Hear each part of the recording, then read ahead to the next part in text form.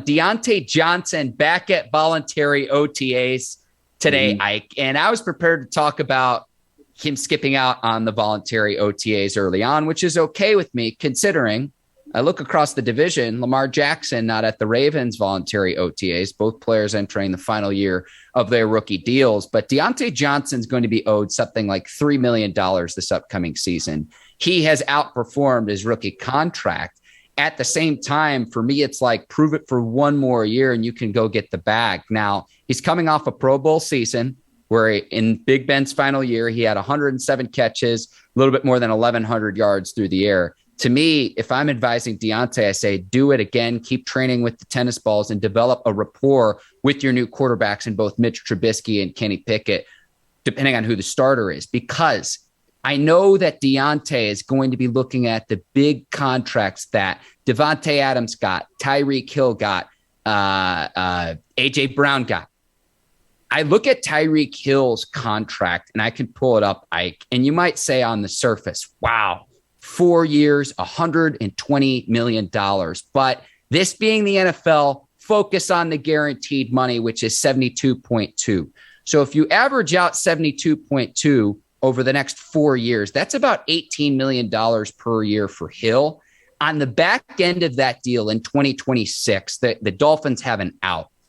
He would be owed something like $45 million with a cap hit of $50 million with Tyreek Hill's deal, which is the vast majority of that specific contract. So take out $50 million from the 120. I hope that Diontae Johnson's agent is sitting him down and explaining this to him, because I'm telling you this right now, Tyreek Hill with that massive contract he got, it looks awesome on paper, but it is loaded on the back end. And at the age of 32 in the final year of his deal, I can guarantee you, if he's still a member of the Miami Dolphins, that contract's going to be restructured. I go back to something you've told me before, and when I was doing my research for this segment, it clicked for me. Slow money is better than no money. And because if he goes somewhere where he makes top dollar beyond this season with the Pittsburgh Steelers, and that team struggles and he doesn't produce to the level that he's supposed to as a Pro Bowl receiver, guess who the first cap casualty is going to be? The floor is yours, Ike Taylor, but you taught me a lot. And when I did my research here, it just clicked for me with what the circumstances for Diontae Johnson entering the final year of his rookie deal. So, Mark, you got to understand this. Like, ain't nobody giving up 4 or 5 picks for Diontae.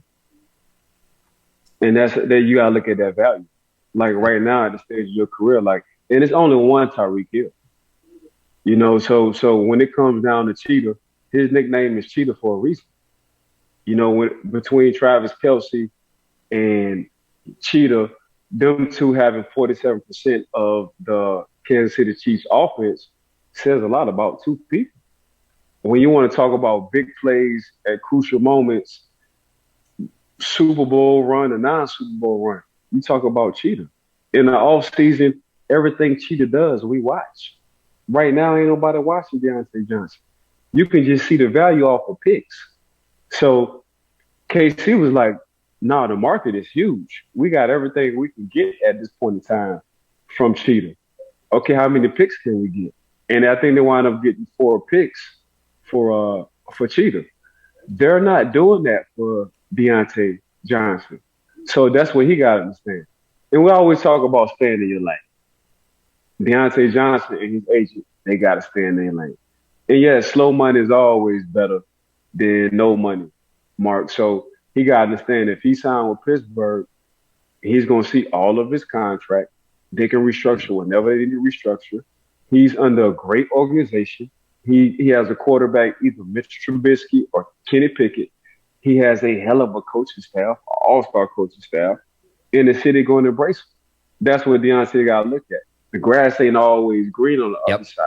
You go usually when you get paid, you go to a sad organization with a sad record, and hopefully they want you to come in and be the savior, which you're not going to be because the organization is ran like something it shouldn't supposed to be. So you get that.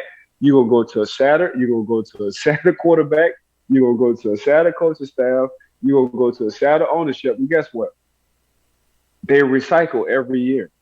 They ain't doing it like the Pittsburgh Steelers or the Golden State Warriors, where they draft players, they develop them, they hold on, they don't listen to the outside world, and they stay winning championships.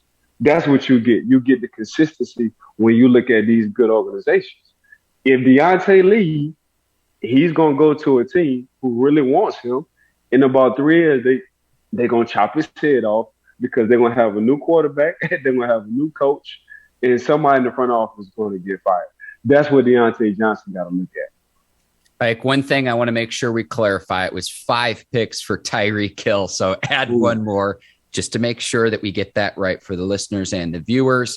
The guy who's sitting pretty here, in my opinion, Ike, is Chase Claypool, because he's still under contract for 2 more seasons, and he's going to be sitting there to say, hey, if you want to pay Diontae and work something out for him, I'm going to get my money either way, whether it's from Pittsburgh or an outside team. And Diontae's got to be thinking, if he can simply replicate what he did a year ago with Ben, now he's got to develop that continuity with both Pickett and Trubisky, whoever ends up being behind center. And I think that's something where it's just like, okay, can you do it again? Because last year, the 100 catches, more than 1,000 yards, that's great. But the year before, you led the league in drops. So prove that you could do it again with a new quarterback. And I think that that's very underrated. And a few guys I'm going to mention where they leave Pittsburgh and they think the grass is greener. And this is not to undermine them or throw them under the bus, but this is just the reality of the situation, Ike.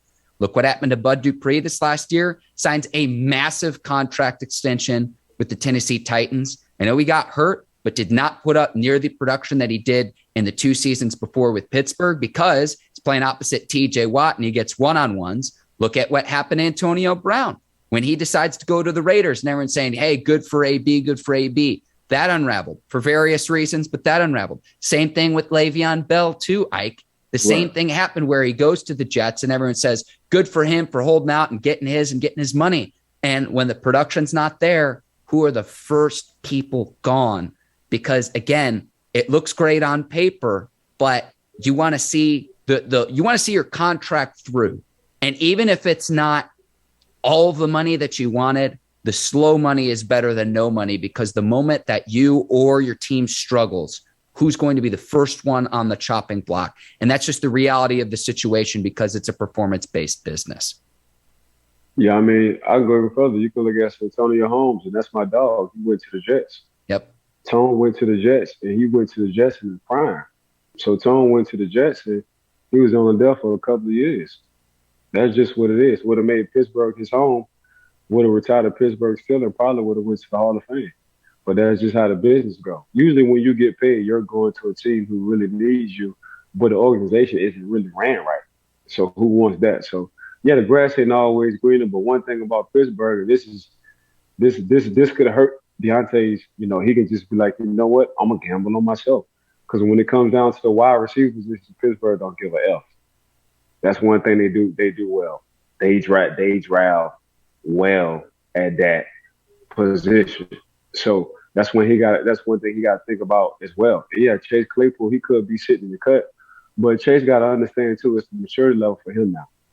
They know what he can do on the field. He got to be consistent at showing what he can do on the field, and the maturity on the field as well, because they just drafted Austin III and they got Pickett coming from Georgia. So they always reload Pittsburgh when it comes down to these wide receiver positions. They just let Juju go. We saw what Juju was when Antonio Brown was there. Antonio Brown left. We saw what Juju was when Antonio Brown left. Juju have a great career. So that's what I'm saying. When it comes down to recycling receivers, Pittsburgh do that better than any other team in the NFL. And that's not a hyperbole either, Ike. And I'll leave it at this, and we'll continue to move on. I would want to see, if I'm Juju as well, okay, is Kenny Pickett the truth? How is Mitch Trubisky as a quarterback? Because he might play with them this upcoming season, say, okay, maybe it is in my best interest to move on.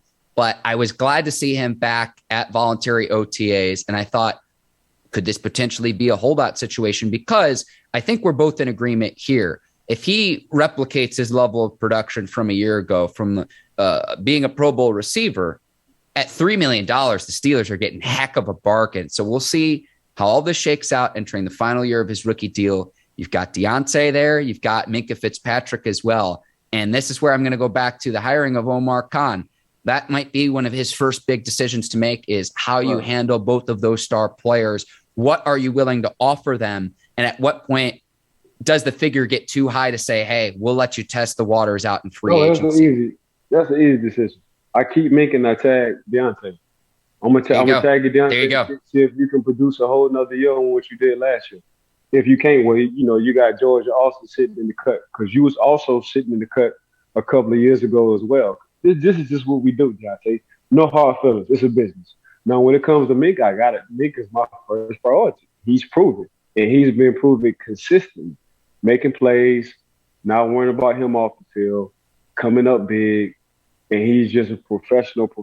Like, that's just Minkah Fitzpatrick. So that's all Diontae got to do, man. He just got to be consistent. If I'm him, I'm going to bet on myself. I got to understand Pittsburgh. If I don't get this deal done this year, they're going to want to tag me next year if I'm very productive. If I'm not as productive as I was last year, they're going to go ahead and let me slide or give me a tender, a first or second round tender, which would probably be like $3 or $4 million.